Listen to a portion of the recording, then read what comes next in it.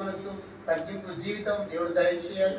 అలాగే బోయినపల్లి మండలంలో కూడా అనేక సేవకులు ఉన్నారు. వారు కూడా ఐక్యత కలిగి తగ్గింపు జీవితం కలిగి దేవుని వెంబడిస్తూ దేవుని ప్రేమిస్తూ దేవుని కొరకు జీవించాలన్న ఈ రెండు గంగాధర మండలం మరియు బోయినపల్లి మండల పరిచర్య సేవల గురించి మధ్యలో దాసయ్య గారు ప్రార్థన. పరిశుద్ధుడైన తండ్రి నీకు వందనాలు. అవును ప్రభా, చొక్కదని విజయవర్గ కమిటీని, 6 మండలాల సేవకుల కమిటీని, బోయినపల్లి మండల కమిటీని, గంగాధర మండల కమిటీని, రామాడుగు మల్యాల కొడిమేల మండల కమిటీని అందరిపై ప్రార్థిస్తున్నాం. సమాధానం సహోదరుల ఐక్యత కలిగి చెప్పడం మటుకే వాక్యాలు చదువులు మాకేదని కానీ ఆచరించడం లేదు దేవా. అవును ప్రభా, నీ కొరకు సేవ చెప్పు.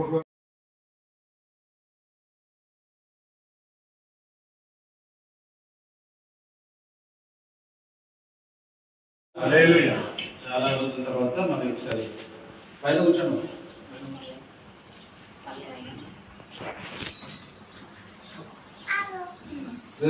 మరి ఒకసారి చాలా రోజుల తర్వాత మార్నింగ్ ఫెలోషిప్ మీటింగ్కి దైవ సేవకుల సదస్సుకి ఆహ్వానించిన మార్నింగ్ ఫెలోషిప్ బృందానికి అందరికీ మరి ఒకసారి వందనాలు తెలియజేస్తా ఉన్నాము. అదే స్థానిక సంఘ కాపరి దయాకరయ్య గారికి ప్రత్యేక వందనాలు.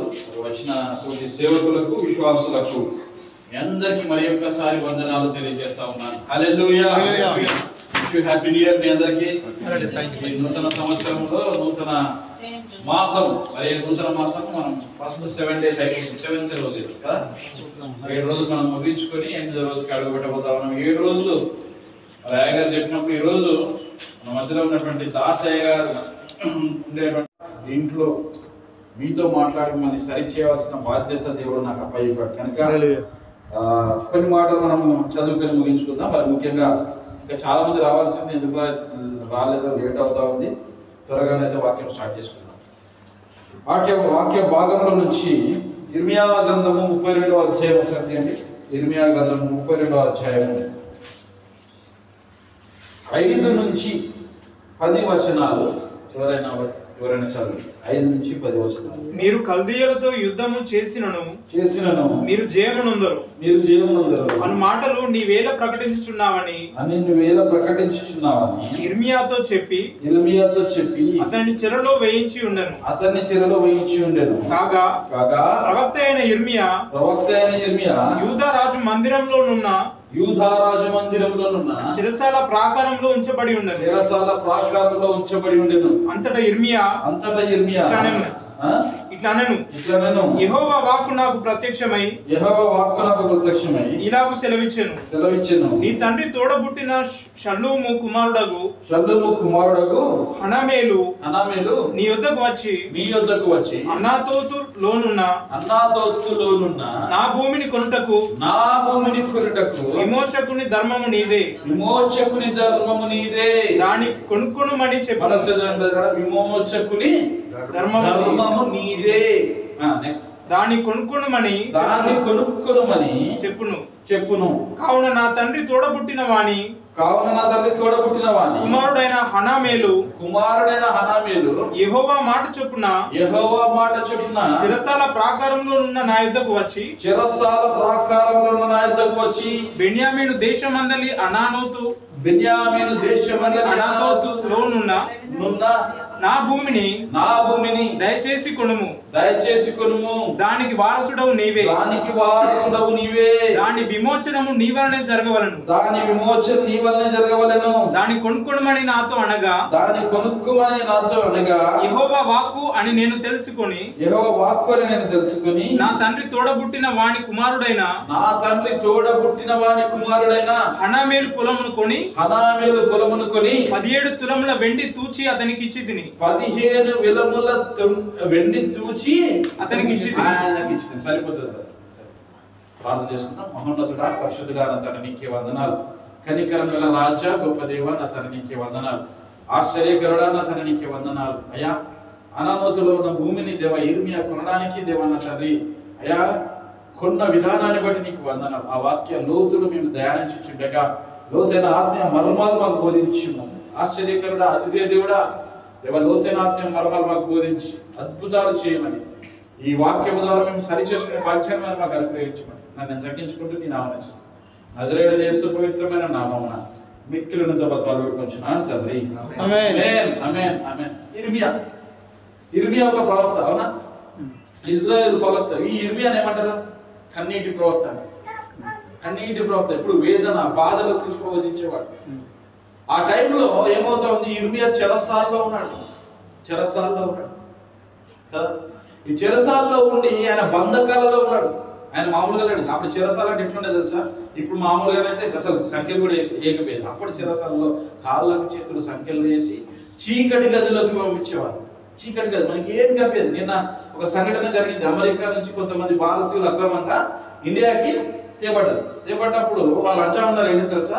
వాళ్ళని 45 కిలోమీటర్లు నడిపించారట. చీకటి గదుల్లో వేశారట. సంఖ్యలతోనే పంపించారు. అలాగే విమానం తీయడం వాళ్ళ సంఖ్యలు ఉన్నాయి. చిన్న పిల్లలు కూడా 4 years బాబు అంత ఉంటాడు. ఒక బాబు ఆయన కూడా పాపకు కూడా సంఖ్యలు వేసి పంపించారు అక్రమంగా ఉన్నవారు. అయితే ఇర్మియా చెరసాల్లో ఉన్నప్పుడు ఒక సంఘటన జరుగుతూ ఉంది. ఇక్కడ చెరసాల్లో ఉంటున్నాడు. ఆయన జాబ్ చేయట్లేదు, ఆయన ఉద్యోగం చేయట్లేదు, ఆయన ప్రవచనాలు చెప్పట్లేదు, వాక్యం చెప్పట్లేదు, దేవుని సేవ చేయట్లేదు. కానీ చెరసాల్లో ఉన్నప్పుడు ఒక సంఘటన జరిగింది. ఏంటి సంఘటన అంటే తన తండ్రి సహోదరుని కుమారుడు వస్తా ఉన్నాడట. తండ్రి సహోదరుని కుమారుడు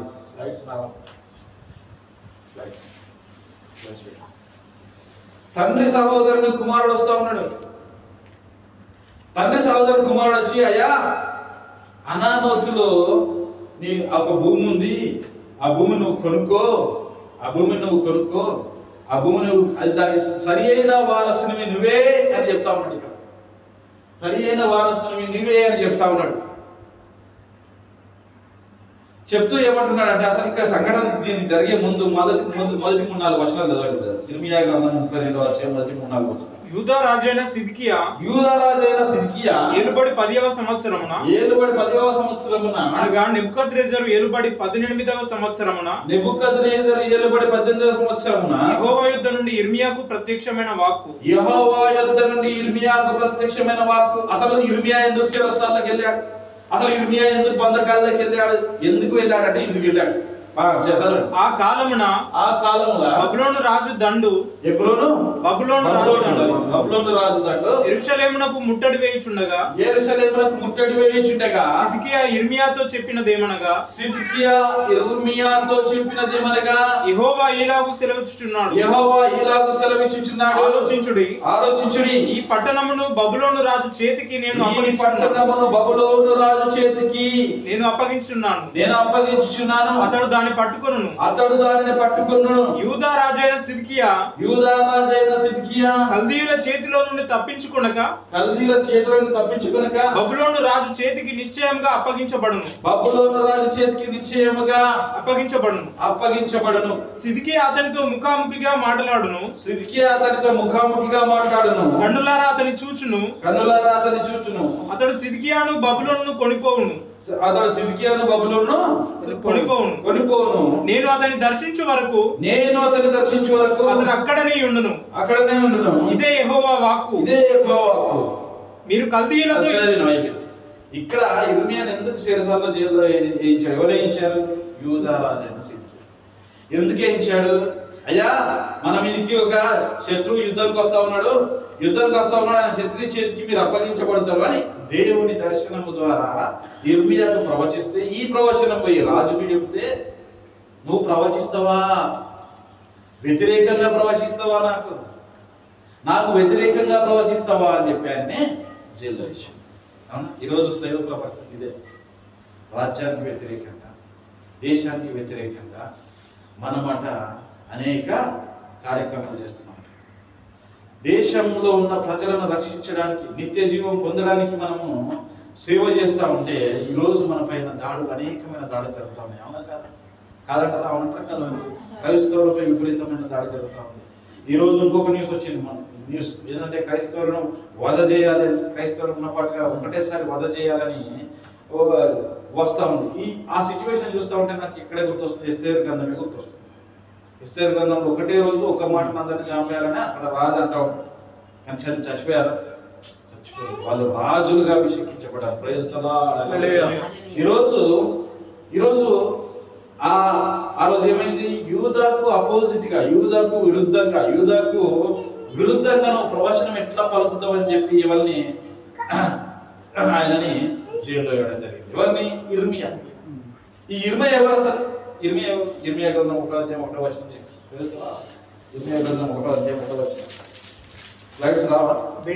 బెన్యామీను దేశమందలి అనాతోతులో కాపురమున్న యాజకులలో ఒకడై హిల్కియా కుమారుడైన ఇర్మియా వాక్యము ఆమోను కుమారుడైన. ఒక్క నిమిషం, దానికంటే ఏమంటే అది గ్రూప్ లో ఫార్వర్డ్ చేయండి, జస్ట్ చూసుకుంటారు.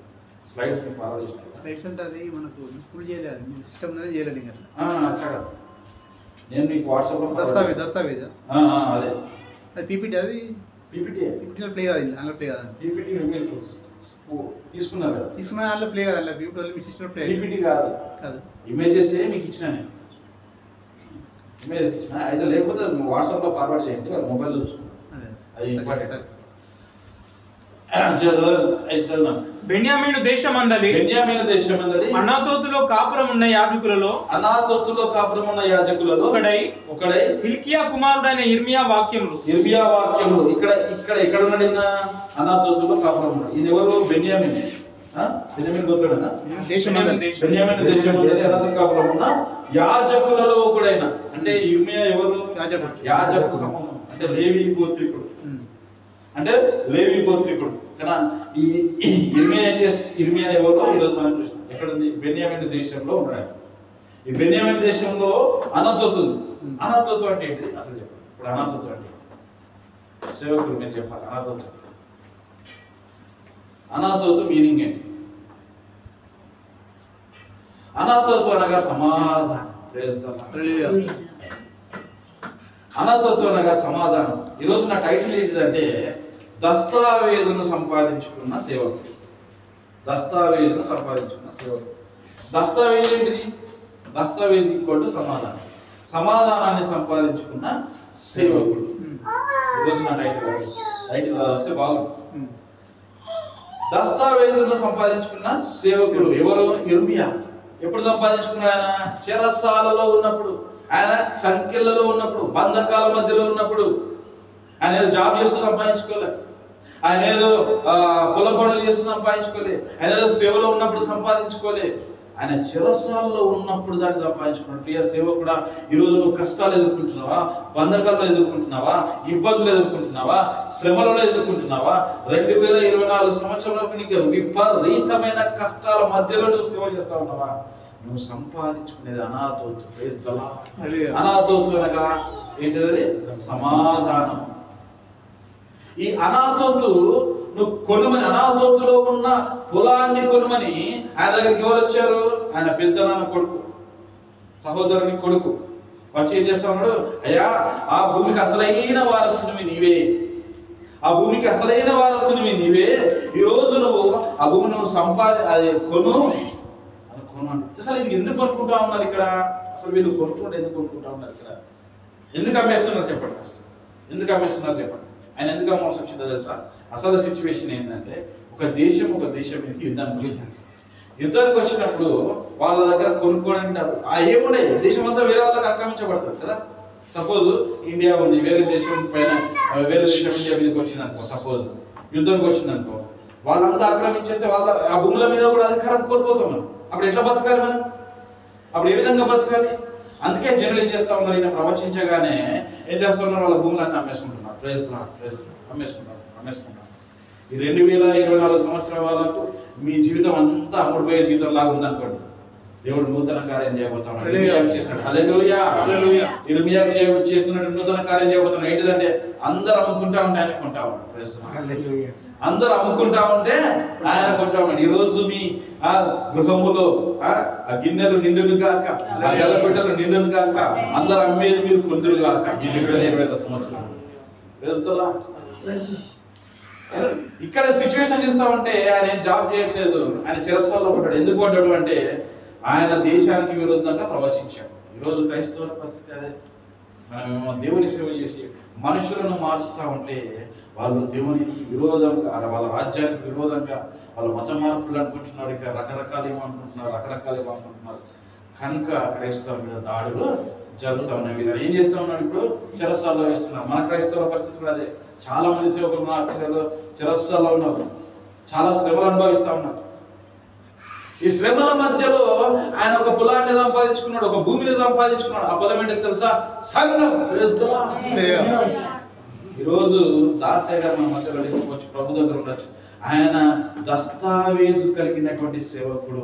ఆయన ఈ కురికేల ప్రాంతంలో, గంగాధర ప్రాంతంలో ఏం సంపాదించుకున్నాడు? దస్తావేజు, పొలాన్ని సంపాదించుకున్నాడు. ఆ పొలం ఎవరు తెలుసా? మీరే. ఆ పొలాన్ని మీరే, సంఘం మీరే. ఆ సంఘాన్ని ఆయన సంపాదించుకుని పరలోకంకి వెళ్ళాడు. అర్థమవుతుందా నేను చెప్పేది? ఈ సంఘాన్ని ఏ విధంగా సంపాదించుకోవాలి? సంపాదించుకున్న తర్వాత అయితే ఇక్కడ ఇర్మియాకు ఒక కలత వస్తుంది. ఆయన వచ్చిండు, ఎన్ని 17 వెండి నాణాలు కదా నాన్న? 17 వెండి నాణాలు. 17 వెండి నాణాల దగ్గర ఉండే దాన్ని ఏం చేశాడు? ఆ దస్తావేజులను తీసేసి ఆ సంఖ్యల మధ్యలో సంపాదించుకున్నాడు. సంఖ్యలు. సేవకుడు ఎప్పుడైనా కష్టాల మధ్యలో సేవ చేయాలి, శ్రమల మధ్యలో సేవ చేయాలి, ఇబ్బందుల మధ్యలో సేవ చేయాలి. ఇరుకులో సంపాదించుకుంటే ఆయన జైలు ఇరుకు కదా, ఇరుకు ప్లేస్ కదా. ఆయన సంపాదించుకున్నది ఎక్కడ? ఇరుకులో సంపాదించుకున్నాడు. ఈరోజు చాలా మంది సేవకుల పరిస్థితి ఏంటంటే పెద్ద పెద్ద విశాల స్థలాలు కావాలి, పెద్ద పెద్ద విశాలమైనటువంటి పడవ లాంటి కార్లు కావాలి, రకరకాలుగా. కొంతమంది సేవకులను చూస్తూ ఉంటే బంగారం మీద పిచ్చి, కొంతమంది సేవకులను చూస్తూ ఉంటే వాళ్ళ పిల్లల పెళ్లిళ్ళు చేసిండ్రు సినిమా యాక్టర్లను అంత గ్రాండ్గా చేయరు. నేను ఈ మధ్యలో రీసెంట్గా చాలా పెళ్లి చూసే ఉంటాను. సినిమా యాక్టర్ల కంటే గ్రాండ్గా చేసి ఇంత అవసరం? అనేక మంది ఎంతో కష్టపడి దేవుని మందిరంలోనికి తీసుకొస్తా ఉంటే వీళ్ళు విచ్చలవిడిగా దాన్ని ఖర్చు పెడతారు. ఇలాంటి సేవకులుగా మనం ఉండదు. ఇరుమియా ఇరుకులలో, కష్టాలలో, ఇబ్బందులలో, అనేక శ్రమల మధ్య అనేక కన్నీరు విడుస్తూ ఆయన ఒక పొలాన్ని, ఒక సంఘాన్ని, ఒక సమాజాన్ని సంపాదించుకున్నాడు. ఈరోజు దాసయ్య గారు కూడా మరి అనేక శ్రమల మధ్యలో ఈ సంఘాన్ని సంపాదించుకున్నారు. దీన్ని కాపాడుకోవాల్సిన బాధ్యత మనదే. Praise the Lord. కనుక ఇక్కడ ఏం చేస్తా ఉన్నాడు? ఒకసారి మళ్ళీ 32వ అధ్యాయంకి వెళ్ళండి. 32వ అధ్యాయం త్వరగా 32వ అధ్యాయంకి వెళ్ళండి. ఈరోజు వాక్యం మిస్ అయిన వాళ్ళందరినీ దేవుడు దీవించును గాక. ఎందుకంటే ఇంత మంచి వాక్యము నాకు తెలిసి దేవుడు నాతో మాట్లాడాడు. ఈరోజు ఈ సేవకులకి వాక్యం, సేవకులకు ఒక్కరికి కాదు, కష్టాలు అనుభవిస్తున్న విశ్వాసులకు కూడా. అక్కడ 17 తర్వాత చదవండి. 17 తర్వాత యెహోవా ప్రభువా సైన్యంలోకి అధిపతియగు యెహోవా అను పేరు వహించువాడా, శూరుడా మహాదేవా నీ అధిక బలం చేతను. దస్తావేజులు తీసుకున్నారు కదా 17 అధ్యాయము. వెండి తూచి అతనికి ఇచ్చారు. 11 నుంచి. నేను క్రయపత్రం వ్రాసి ముద్ర వేసి సాక్షులను పిలిపించి త్రాసుతో ఆ వెండిని తూచి క్రయపత్రమును అనగా ముద్రగల విడుదల కైకోలును ఉడంబడికను ముద్ర లేని విడుదల కైకోలును ఉడంబడికను తీసుకుంటుంది. ఎక్స్చేంజ్ చేసుకుంటున్నారు. ఇక్కడ ఉడంబడిక చేసుకుంటా ఉన్నాడు. చెరసాలను దేవుడు రిజిస్టర్ ఆఫీస్ గా మార్చేసింది వాళ్ళకి. ఈ రోజు నువ్వు కష్టకాలంలో ఉన్నప్పుడు ఆ కష్టాలని నిన్ను ఆఫీస్ గా మార్చేస్తాడు, ఒక ఉడంబడిగా మార్చేస్తాడు. ఆ కష్టాల మధ్యలో అక్కడ ఆ చెరసాల ఉండే ప్లేస్ దేవుడు డైరెక్ట్ గా రిజిస్ట్రేషన్ ఆఫీస్ చేసేసాడు. ఈరోజు నా సంఘం పెరగట్లేదా, నా సంఘం ఇబ్బందుల పాలవుతా ఉందా, అయ్యా నేను కొన్నా అని ఉండదు. అక్కడ దేవుడే వచ్చి నీకు మీ అన్న కొడుకు, మీ పెద్దనాన్న కొడుకు వస్తుడు, మీ అన్న లేదా మీ తమ్ముడు ఎవరో వచ్చి ఆ పొలాన్ని కొనమని చెప్తాడు. ఖచ్చితంగా కొను. అయితే ఇక్కడ విచిత్రమైన సంగతి ఏంటంటే ఇర్మియా అప్పటి వరకు మీరు పొలాలు అమ్ముకోండి, మీరు మిగతా అమ్ముకోండి, అన్ని అమ్ముకోండి అని చెప్పి ఉండొచ్చు. మరి ఈయన ఎందుకు కొనుక్కుంటా ఉన్నాడు? ఇది లాస్ట్ లో మీకు తెలిసిపోతుంది ఎందుకు కొనుక్కుంటా ఉన్నాడు, అది చెప్తాను. అయితే ఈ తీసుకొచ్చినటువంటి దస్తావేజులను ఆయన ఏం చేస్తా ఉన్నాడు? ఒక కుండలో పెట్టి భద్రపరచుకొని అక్కడ ఏం చెప్తా ఉన్నాడు? బారాకు కింద పట్టణాలు వచ్చిన ఈ పత్రములను పట్టణాలు వచ్చిన ఈ పత్రములను దేవుడు 13వ వచనంలో ఇశ్రాయేలు దేవుడును సైన్యములకు అధిపతి యెహోవా సెలవిచ్చినదేమనగా ఈ పత్రములను అనగా ముద్రగల ఈ క్రయపత్రములను ముద్ర లేని క్రయపత్రములను నీవు తీసుకొని అవి బహుదినములుండునట్లు మంటి కుండలో వాటిని దాచిపెట్టుము ఇశ్రాయేలు దేవుడును సైన్యములకు అధిపతి యెహోవా ఇలాగు సెలవిచ్చుచున్నాడు ఇండ్లను పొలములను ద్రాక్ష తోటలను ఇంకా ఈ దేశంలో కొనబడును ఈ రోజు మన పరిస్థితి అమ్మకముగా ఉండొచ్చు, మన పరిస్థితి ఏమి కొనలేని స్థితిలో ఉండొచ్చు. ఈ 2025 సంవత్సరంలో దేవుడు ఒక వాగ్దానం చేస్తున్నాడు. ఏం తెలుసా? ఇప్పటి వరకు నువ్వు అన్ని అమ్ముకొని ఉండొచ్చు, ఇప్పుడు మాత్రం కొనే బిడ్డలుగా చేస్తామని చెప్పలేదు. ఇప్పుడు అన్ని కొంటావు, అందరు అమ్ముకుంటా ఉంటారు, నువ్వు కొనేస్తావు. అన్ని అమ్ముకుంటా ఉంటావు, నువ్వు కొనేస్తావు. అందరు అమ్ముకుంటా ఉంటావు, నువ్వు కొనేస్తా ఉంటావు. సంఘం వర్ధిల్లబోతా ఉంది, కుటుంబం వర్ధిల్లబోతా ఉంది. 2025 సంవత్సరంలో ఈ దస్తావేజులట ఎక్కువ కాలం ఉన్నట్టు. అప్పుడు పురాతన కాలంలో అంతెందుకు 50-100 ఏళ్ల కిందట కూడా ఏదైనా డాక్యుమెంట్స్ ఉంటే మట్టి కుండలో కానీ మట్టి పాత్రలో కానీ దాచిపెట్టేవాళ్ళు. అవునా? ఇద్దరు మీరు చెప్పాలి. మట్టి కుండలో కానీ మట్టి పాత్రల్లో కానీ ఆ దస్తావేజులు కానీ ఏమైనా దాచిపెట్టేవాళ్ళు, ఎందుకంటే ఎక్కువ కాలం ఉండడానికి. అంటే ఇక్కడ ఇర్మియా ఉద్దేశం ఏంటంటే, ఇర్మియా ఉన్నా లేకపోయినా ఆయన ముద్ర ఉన్నటువంటి ఒడంబడిక, ముద్ర లేనటువంటి ఒడంబడిక రెండింటిని తీసుకుపోయి ఎక్కడ పెట్టుకుంటా ఉన్నాడు ఆయన? ఎక్కడ పెట్టుకుంటా ఉన్నాడు? కుండలో పెట్టుకుంటాడు. ఆ మట్టి కుండ దేవుని సన్నిధానానికి సాదృశ్యం. దేవుని సన్నిధానంలో ముద్రించబడి ఉండేటువంటి కుండగా మనం ఉండాలి. కుండలో మనం ఉండాలి. ఈ ఒడంబడికను తీసుకుపోయి దానిలో పెడతా ఉన్నారు. ఆయన చెప్తా ఉన్నాడు బారాకు. ఎవరికి చెప్తా ఉన్నాడు?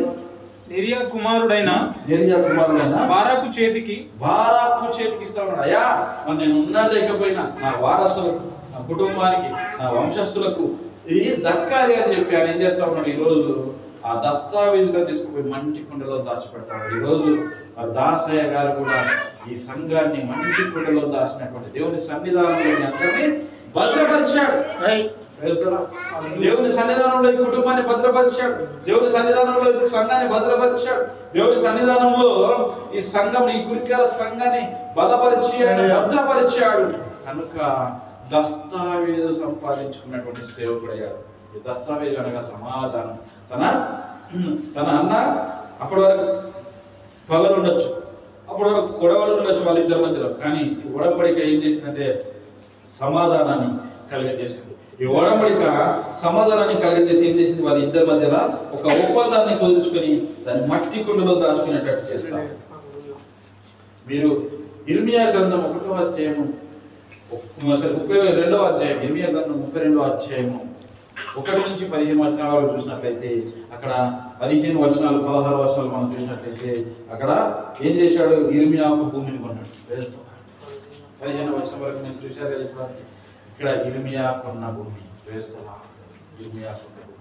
16వ వచనం నుంచి మనం చూసినట్లయితే 25వ వచనం వరకు చూసినట్లయితే అక్కడ ఇర్మియా దేవునికి ఒక ప్రార్థన చేస్తా ఉన్నాడు. ఏంటి తెలుసా? అయ్యా పొలాన్ని అయితే ఇచ్చిన, నేను డబ్బులు ఇచ్చిన, పొలాన్ని ఇచ్చిన, ఇక్కడ నేమో యుద్ధం జరుగుతా ఉంది, ఆ బబులోను వాళ్ళు వస్తా ఉంటున్నారు, వాళ్ళు వచ్చి ఈ దేశాన్ని ఆక్రమించుకుంటా ఉంటున్నారు, అప్పుడు నా పొలం సంగతి ఏం కావాలి నాయన అని దేవుని దగ్గర అడుగుతా ఉన్నాడు. ఒకసారి ఇర్మియా ఒక ప్రార్థన చేస్తా ఉన్నాడు. ఎంత గొప్ప ప్రార్థన తెలుసా?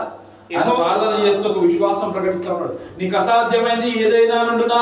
ఈ విధంగా ఎప్పుడైనా ప్రార్థన చేసినా నీకు సమస్యలు వస్తాయి, కష్టాలు వస్తాయి, ఇబ్బందులు వస్తాయి. అయ్యా నీకు అసాధ్యమైంది ఏది లేదు నాయన అని ఎప్పుడైనా ప్రార్థన చేసినా? చదువునా?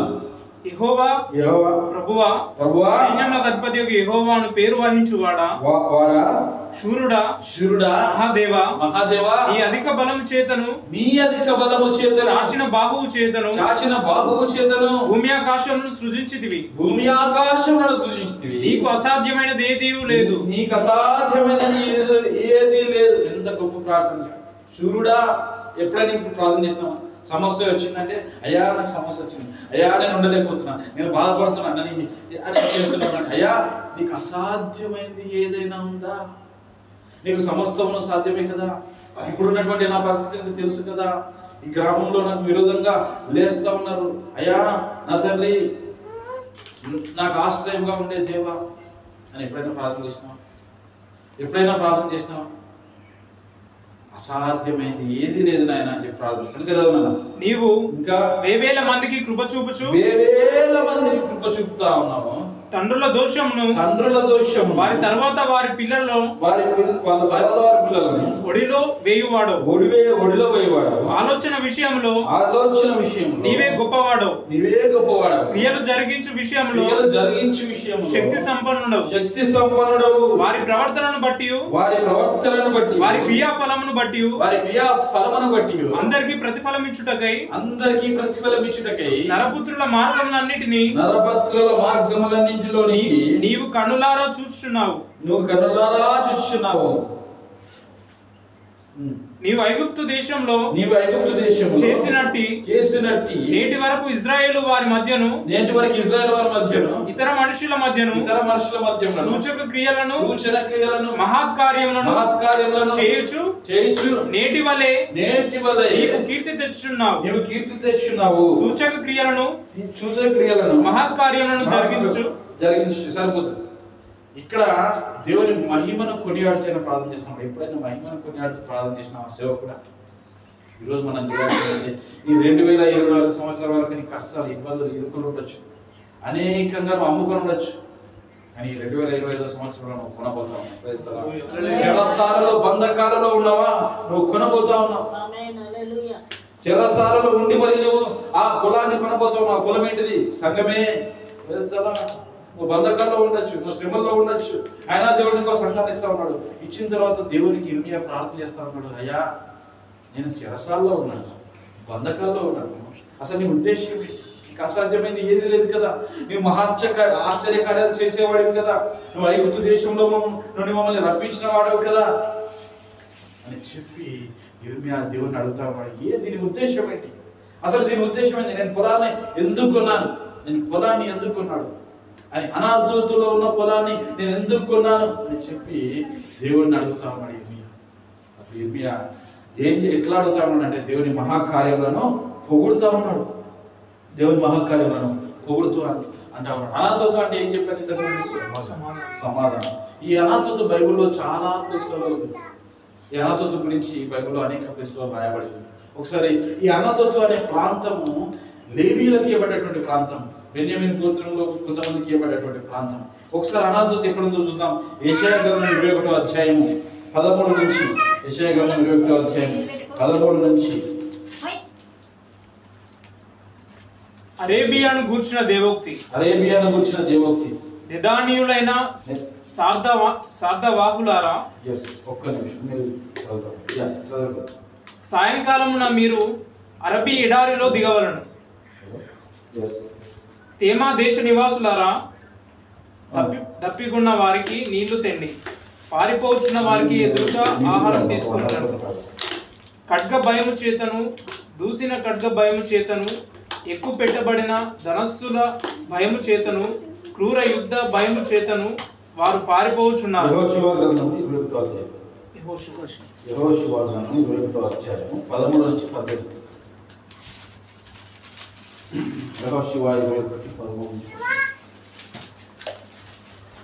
యాజకుడైన అహరోను సంతానపు వారికి వారు నరహంతకుని ఆశ్రయ పట్టణమైన హెబ్రోనును దాని పొలమును, లిబ్నాను దాని పొలమును, యత్తీరును దాని పొలమును, ఇష్టాయోమును దాని పొలమును, ఓలోనును దాని పొలమును, దెబీరును దాని పొలమును, ఐనిని దాని పొలమును, యుట్టుయును దాని పొలమును,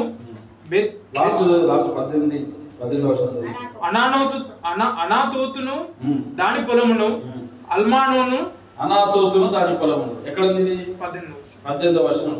ఈ అనాతోతు ఈ హెబ్రోను అనేది ఒక ఆశ్రయపురం. అవునా? హెబ్రోను అనేది ఒక ఆశ్రయపురం. ఆశ్రయపురం అంటే ఏంటిది? పాత నిబంధనలు ఆశ్రయపురం అంటే ఏంటి? ఎవరైనా సపోజ్ ఎవరైనా చంపిండి అనుకో, తెలియకుండా చంపినా తెలుసు చంపినా సంథింగ్, ఆయన రక్షించుకోవడానికి ఆశ్రయపురంలోకి వెళ్ళేవాడు. అంటే ఆశ్రయపురం అనగా ఒక దేవుని యొక్క కేడెము. అక్కడ ఏం జరుగుతుందంటే ఆయనకి రక్షణ దొరుకుతుంది. ఈ రక్షణ దొరికే అనేటువంటి ఆశ్రయపురములో, హెబ్రోను అనే ఆశ్రయపురంలో అనాతోతు ఒక గ్రామం.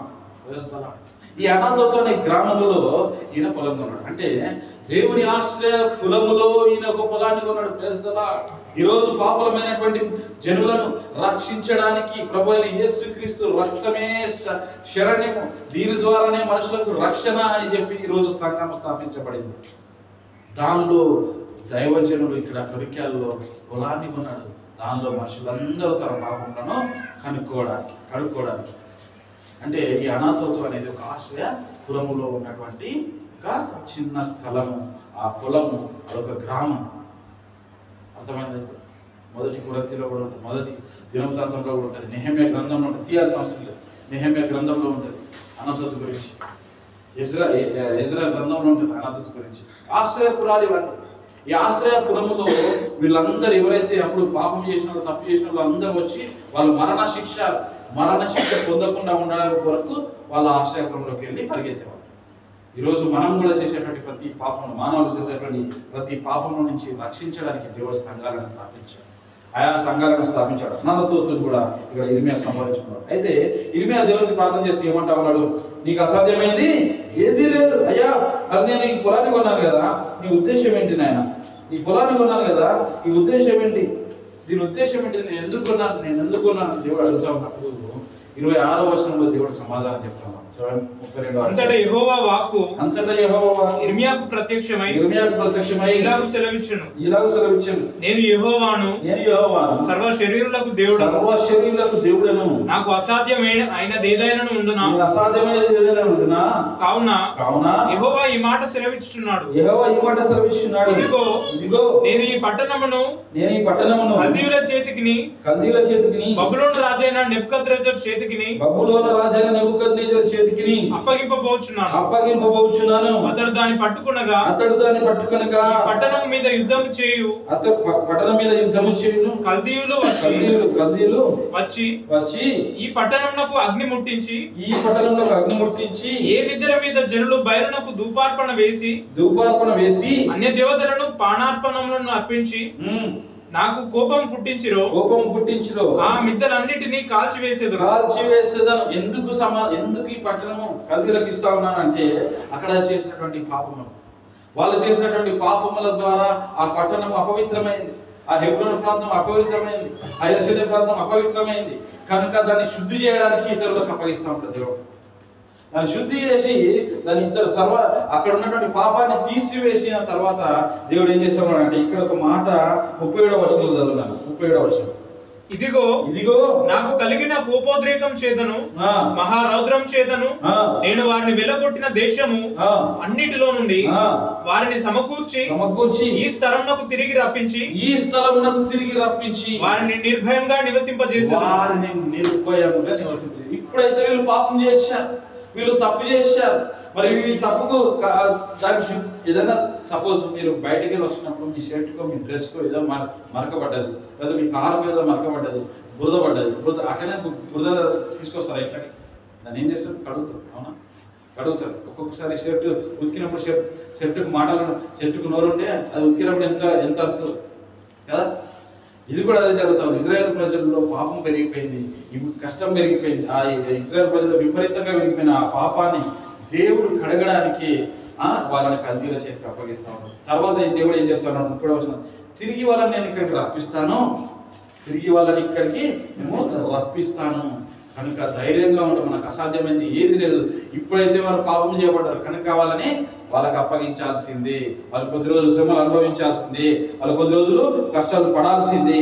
కనుక తిరిగి మళ్ళీ వాళ్ళని నేను రప్పిస్తాను. కనుక అప్పుడు ఈ కులం వాళ్ళకు ఉపయోగపడతా అన్న ఉద్దేశంతో దేవుడు కులాన్ని చేస్తాడా. ఈరోజు మనము సంపాదిస్తుంది ఏంటి? ఈరోజు ఈ లోకంలో మనం సంపాదిస్తుంది సేవ కూడా. ఈరోజు మనం ధనం సంపాదిస్తాం, ఈరోజు మనము కార్లు, మిద్దెలు ఇవన్నీ సంపాదిస్తాం. అది కాదు మనకు కావాల్సింది. ఈరోజు మనము ఆత్మీయ పొలాన్ని మనం సంపాదించాలి, ఆత్మీయ సంఘాన్ని మనం కలిగి ఉండాలి. ఈ ఆత్మీయ సంఘం ఏమవుతుందంటే ఇది పరలోకంలో నువ్వు పెట్టుబడి పెడుతున్నట్టు. పరలోక రాజ్యంలో ఇంకొక స్థలం ఉండాలి. అవునా కాదు? నువ్వు పరలోకంలో నిత్య జీవం పోవాలి అంటే సేవకుడి ఏం చేయాలి? విత్తనాలు వేయాలి. ఎవరికి ఆ విత్తనాలు? వాక్యాలు ఎవరికి వేయాలి? లోకంలో ఉన్న జనులకు వాక్యం వేయాలి. వాళ్ళ వాక్యం ద్వారా రక్షించబడతారు. రక్షించబడిన తరువాత వాళ్ళు ఏం సంపాదించుకుంటారు? పరలోకంలో పొలాలను సంపాదించుకుంటారు, పరలోకంలో స్థలాలను సంపాదించుకుంటారు. ఆ స్థలాన్ని సంపాదించుకోవాలంటే నువ్వు సంఖ్యల మధ్యలో ఉన్నావా, కష్టాల మధ్యలో ఉన్నావా, ఏది ఈ సిచ్యువేషన్ చూడద్దు. ఇర్మియా ఏమి ఆలోచించకుండా ఏం చేశాడు? ఏమి ఆలోచించకుండా ఆయన ఏం చేశాడు? అని అవన్నీ చెరసాల్లో ఉన్నారని సంపాదించుకున్నాడు. అప్పుడు ఇర్మియా సిచ్యువేషన్ అయి ఉండొచ్చు కదా. ఇర్మియా అంటా ఉండొచ్చు దానికంటే ముందు ఏమని, అయ్యా అది కల్దీయులు యుద్ధం మీదకి వస్తూ ఉన్నారు, అందరు అమ్ముకోమని నువ్వు చెప్తా ఉన్నావు, నువ్వు ఏ విధంగా పొలాన్ని సంపాదించుకున్నావు? అసలు నువ్వు నీ యొక్క ప్రవచనం చేయబట్టే నీ ప్రవచనం ద్వారానే నీ ప్రవచనం నెబుకద్నెజరుకి వినబడే ఆయన వస్తున్నాడేమో అని చాలా మంది ఇర్మియా మీద నిందలేసి ఉండొచ్చు. అవునా కదా? ఈరోజు క్రైస్తవ సేవకులకు నిందలు లేవా? క్రైస్తవ సేవకులకు అపనిందలు లేవా? కష్టాలు లేవా? ఈరోజు కొంతమంది సొంత సేవ సంఘ వ్యక్తులే అనేక నిందలు ఇస్తూ ఉండొచ్చు. అనవసరంగా ప్రవచిస్తూ ఉన్నారు, అనవసరమైన ప్రవచనాలు చెప్తా ఉన్నారు, అనవసరంగా ఏదో దేవుని మాటలు కాకుండా వేరే మాటలు చెప్తా ఉంటారు, నిందలు ఇస్తూ ఉంటారు. ఈరోజు అప్పుడు ఇర్మియా కూడా నిందలు ఉండొచ్చు, నిందలు వచ్చి ఉండొచ్చు. ఎందుకంటే మమ్మల్ని చెరసాలలోకి వేస్తానన్నావు, మరి నువ్వే చెరసాలకి వెళ్ళిపోయినా మమ్మల్ని చెరసాలలో వేస్తారు కావచ్చు, అని శత్రువులు మమ్మల్ని చెరసాలలో వేస్తారు కావచ్చు అని చెప్పిన నువ్వే ఈరోజు చెరసాల్లో ఉన్నావు అని నవ్వుకుండొచ్చు. కానీ దేవుని మాటనే ఇర్మియా వింటా ఉంటాం. దేవుని మాటనే ఇర్మియా ఉంటాం. దేవుడు ఏ జీవనంలో అదే చేస్తాడు. చెరసాల్లో ఉన్న పొలాన్ని కొంటా ఉన్నాడు, చెరసాల్లో ఉన్న ఆయన దేవుడు చెప్పినట్టు చేస్తా ఉన్నాడు. ఎవరు వచ్చినా ఆయన దర్శించడానికి వచ్చినా ఆయన ద్వారా దేవుడు మాట్లాడుతూ ఉంటే దేవుడు వారికి సమాధానం చెప్తా ఉన్నాడు. ఇర్మియా సమాధానం పొందుకున్నాడా లేదా? ఇక్కడ 16వ వచనం నుంచి మనం 37వ వచనం వరకు మనం చూసినట్లయితే ఇక్కడ ఇర్మియా సమాధానాన్ని పొందుకున్నాడు. అయితే కొద్ది రోజులు గడిచిపోయినాయి. ఇర్మియా కూడా చనిపోయాడు. ఇర్మియా చనిపోయి పరలోకానికి చేర్చబడ్డాడు. అయితే సమయం ఆసన్నమైంది. ఏ సమయము? ఇజ్రాయేలు తిరిగి భూమికి తిరిగి తన సొంత ల్యాండ్కి, అంటే తన సొంత దేశానికి వెళ్ళాల్సిన సమయం. ఇజ్రా గ్రంథం ఇస్తారా? ఇజ్రా గ్రంథంలో మొదటి 3 వచనాలు చదవండి. ఇజ్రా గ్రంథంలో మొదటి 3 వచనాలు. ఇజ్రా గ్రంథము, ఇర్మియా గ్రంథము, నెహెమియా గ్రంథం. ఇజ్రా ప్రవచించిందంతా ఇక్కడ జరుగుతూ ఉంది. ఇది ఇజ్రా నెహెమియాలో జరుగుతూ ఉంది. చాలా మంది అనుకుంటారు ఇర్మియా ఎక్కడో లాస్ట్ లో ఉంటది, నెహెమియా ఇజ్రా ఏమో ముందు ఉంటాయి. అసలు ఇర్మియా గ్రంథానికి నెహెమియా గ్రంథానికి ఏం సంబంధం? ఇప్పుడు తెలుస్తుంది ఆ సంబంధం ఏంటి? మొదటి అధ్యాయం 13వ వచనం. పారసీక దేశపు రాజైన కోరెషు ఏలుబడిలో మొదటి సంవత్సరం మందు ఇర్మియా ద్వారా పలుకబడిన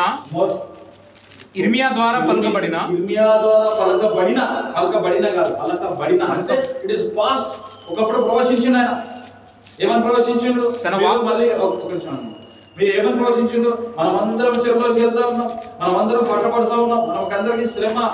నెబుకద్నెజరు వస్తూ ఉన్నాడు, బబులోను రాజు వస్తూ ఉన్నాడు, మనల్ని పట్టుకొని తీసుకుపోతా ఉంటాడు. అప్పుడు ఈ యూదా రాజు సిద్కియా, ఆయన 18వ సంవత్సరం, ఈయన 18వ సంవత్సరంలో యుద్ధం జరుగుతుంది. ఆయన 18 ఏళ్ళు అయింది అప్పటికి, ఈయన 18 ఏళ్ళు అయింది. ఆ యుద్ధం టైంలో ఇర్మియా ప్రవచించాడు. ఇక్కడ ఏం జరుగుతుంది? చదవండి ఇప్పుడు. తన వాక్యమును నెరవేర్చుటకై ఎవరి వాక్యమును? దేవుని వాక్యాన్ని నెరవేర్చుటకై. ఇర్మియా చనిపోయాడు, అయిపోయింది. ఇర్మియా పరలోకానికి చేర్చబడ్డాడు, అయిపోయింది. ఇప్పుడు ఆయన పలికినటువంటి ప్రవచనాలు నెరవేరబోతా ఉన్నాయి. ఇర్మియా దేవుని సన్నిధానంలో నిద్రించాడు, ఆయన చేర్చబడ్డాడు. ఇప్పుడు ఆ ప్రవచనాలు నెరవేరబడతా ఉన్నాయి. ఏమని నెరవేరబడతా ఉన్నాయి చూడండి. యెహోవా పారసీక దేశపు రాజైన కోరెషు మనస్సును ప్రేరేపించగా అతడు తన రాజ్యమందంతటా చాటింపు వేయించి వ్రాత మూలముగా ఇట్లు ప్రకటించు. కోరెషు రాజు చెప్తా ఉన్నాడు. కోరెషు రాజు చాలా మంచి రాజు. ఎవరికి? ఇజ్రాయెల్ పక్షం. మీరు వెళ్ళండి, మీరు మీ దేశానికి వెళ్ళండి.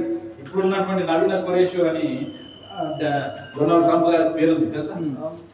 నవీన ఖురేష్ డొనాల్డ్ ట్రంప్ గారు. ఈరోజు ప్రవచన వాక్యాలు నెరవేరే సమయం. యెరూషలేమును రాజధానిగా చేసుకోండి, గాజాను స్వాధీనం చేసుకోండి అని చెప్తాం.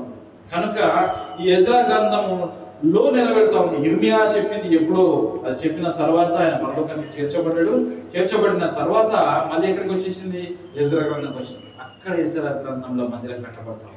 మందిరం కట్టబడడానికి ఇజ్రాయెల్ ప్రజల్ని పంపిస్తాడు. ఇక్కడ సపోజ్ ఇక్కడ గుర్తుపెట్టుకోండి, వీళ్ళందరూ ఒకసారి పంపిస్తున్నాడా? ఒకసారి పంపిస్తున్నాడా? లేదు లేదు లేదు. చాలా మంది అనుకుంటూ ఉంటారు హాస్టల్లో ఉన్న పిల్లలకైతే చాలా అద్భుతం. హాస్టల్లో ఉంటే జైల్లో ఉన్నట్టుంటుంది కదా. హాస్టల్లోకి వెళ్ళి మీరు రేపటి నుంచి మీకు హాలిడేస్ అని చెప్పి రేపు వచ్చి లేదు లేదు లేదు లేదు కొందరికి హాలిడేస్, కొంతమందికి హాలిడేస్ అని చెప్పిన రాత్రి వాళ్ళు నిద్రపోదు తెలుసా. హాస్టల్లో ఉండేవాళ్ళు నిద్ర చాలా సంతోషం. చాలా రోజుల తర్వాత అమ్మ నాన్న చూస్తున్నా, లేదా వాళ్ళ సొంత ఊరికి వెళ్తా ఉన్నా సంతోషంలో వాళ్ళు ఉండి అనేకంగా సందునే సర్దుతూ ఉంటారు, బట్టలు అన్ని సర్దుతూ ఉంటారు. అంత సంతోషంగా ఉన్నటువంటి వ్యక్తులు సడన్ గా నెహెమ్యా గ్రంథం 7వ అధ్యాయం 7వ వచనం తీయండి ఒకసారి. నెహెమ్యా గ్రంథం 7వ అధ్యాయం 7వ వచనం. దాని పక్కన ఉంటుంది అనాతోతు వారు 128 మండుగురు. 128 మంది ఉంటారు అనాథతో. అంతకంటే ఎక్కువ మంది ఉంటారు కదా. చదువున్నాను. బెతస్మా వెతువారు సరిపోతుంది. 128,000 మందికి అనుమతి వచ్చేసింది. ఎందుకు వచ్చింది 128,000 మందికి? 128 మందికి అనుమతి. అక్కడ స్థలాలు కలిగి ఉన్న వారే ఫస్ట్ వెళ్ళండి. అక్కడ స్థలాలు కలిగి ఉన్న వారే ఫస్ట్ వెళ్ళండి అని చెప్పింది. ఇర్మియా ఏం సంపాదించుకున్నాడు? అనాథతో జాగ్రత్త సంపాదించుకున్నాడు. కనుక ఇర్మియా ఫ్యామిలీయే వెళ్ళింది. ఇప్పుడు అర్థమైందా ఆయన ఎందుకు భూమి సంపాదించుకున్నాడు? అందరూ అనుకుంటా ఉన్నారు ఈయన మాత్రం కొన్నాడు. కష్టాలలో కొన్నాడు, శ్రమలలో కొన్నాడు. శ్రమలలో ఈ సంఘాన్ని కన్నాడు. ఎవరు? మన దాసయ్య గారు. ఎందుకోసము? పరలోకంలో స్థలాన్ని కోసం. పరలోకంలో స్థలాల కోసం కొన్నాడు. ఈరోజు నీకు నాకు రక్షణ ఎక్కడికి వస్తుంది? పరలోకంలోకి నువ్వు నిత్య జీవులకు వెళ్ళాలి అంటే ఆయన ఈ సంఘాన్ని స్థాపించాడు, ఆశ్రయ దుర్గాన్ని స్థాపించాడు. ఇక్కడికి వచ్చిన తర్వాత అనేక మంది పాపాలు కలుపుకున్నారు, వాళ్ళకు రక్షణ వచ్చింది, వాళ్ళకు నిత్య జీవం వచ్చింది. ఎవరు సంపాదించాడు? ఇప్పుడు ఇర్మియా ప్లేస్ లో దాసయ్య గారు అనుకుంటారు. ఈ కులం అంటే సంఘంలో మామూలు. ఇప్పుడు ఎంతమంది వేరు? 128 మందే వేరు. అందరు వేరు అంటే రక్షణ కలిగి ఉన్న వారే వెళ్ళారు. యెరూషలేము ప్లేస్ లో, అనాథోతు ప్లేస్ లో ఎవరికైతే భూమి జాగాలు ఉన్నాయో వాళ్ళే ఆ ప్రాంతానికి చేర్చబడ్డారు. ఈరోజు మనం ఎందుకు సంపాదించుకోవాలి తెలుసా? మనము కష్టాల మధ్యలో సేవకులు ఏం చేయాలంటే పొలాలను సంపాదించుకోవాలి. అందరూ అనుకుంటా ఉంటారు, మనం మాత్రము సంపాదించుకోవాలి. ఏంటిది? సంఘాలను సంపాదించుకోవాలి, ఆత్మీయ బిడ్డలను సంపాదించుకోవాలి. ఎందుకోసము? పరలోక రాజ్యంలో కోసం. అర్థమైందని చెప్పిన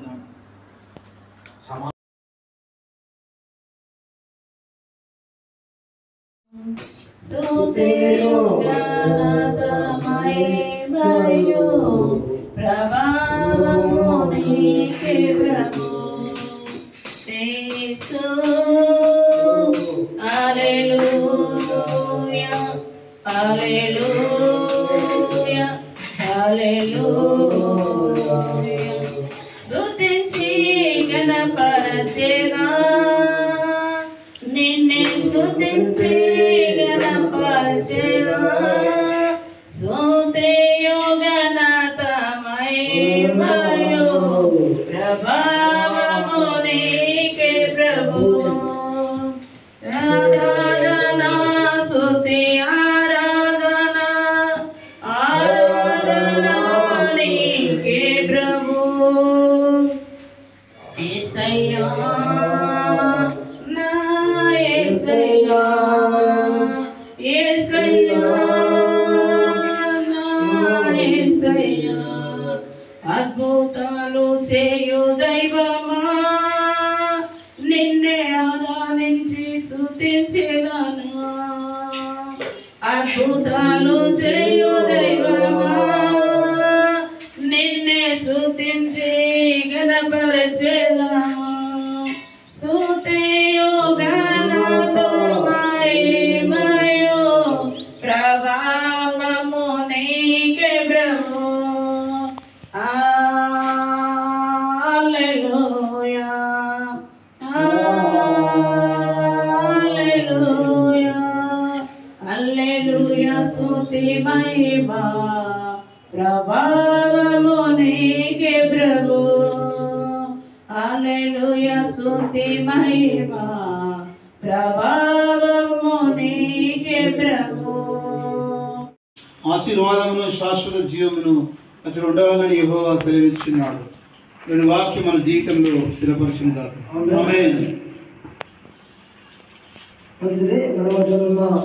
నలభైలో జెమ్సే గారు మరి ఉదయకాల ప్రార్థనకు మనందరూ ఎంతో సహకరిస్తూ మరి సహకారిగా ఉండి మనకు సహాయం చేస్తూ సహకరిస్తూ ఉదయకాల ప్రార్థన బృందములకు మన మీద మనకు కావాల్సిన కొన్ని ఆత్మీయ మాటలు మనకు